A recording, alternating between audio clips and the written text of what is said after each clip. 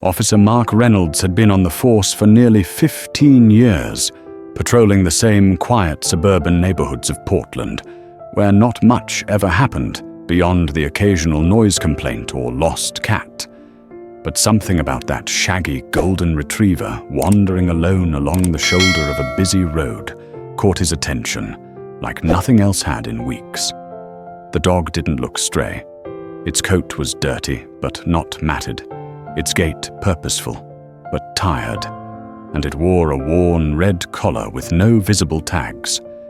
Something about its eyes, the way they scanned every car that passed, stirred something in Mark's chest. And when the dog darted into the woods by the edge of the road, he instinctively pulled over and followed, keeping a cautious distance so as not to scare it. The dog trotted deeper into the forest, weaving through thickets and climbing over fallen branches, as if it knew exactly where it was going, occasionally glancing back as if to make sure the officer was still there. Mark's boots sank into the damp earth as he pushed aside the underbrush, his radio crackling quietly on his belt. But he didn't call it in. He didn't know what to say. It felt personal now, like this dog was leading him somewhere he needed to go. After nearly 20 minutes of trudging through the dense woods, they reached a small clearing where the forest opened up to reveal the collapsed remains of an old wooden cabin, its roof sunken in, vines wrapping through the skeletal windows like fingers clinging to memory.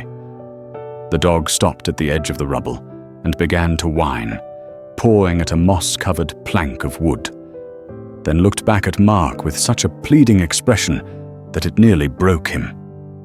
He stepped closer, heart thudding in his chest, and as he knelt to move the plank aside, he spotted it.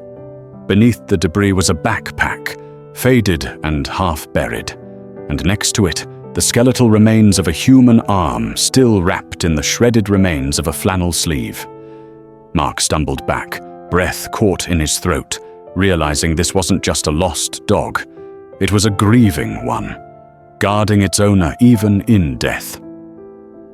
As he radioed for backup, his voice trembled and hot tears blurred his vision. The dog lay down beside the remains, resting its head on the old flannel, eyes closed, as if finally at peace. Investigators later identified the remains as belonging to Daniel Kent, a hiker reported missing nearly 2 years ago, who had apparently slipped and been trapped in the collapse of the old cabin. No one had ever found him. No one but his loyal dog, who had never stopped searching, never given up hope, and now had finally led someone to the truth. Mark couldn't hold back the sobs as he watched animal control gently lift the dog, who didn't resist but kept glancing back at the cabin.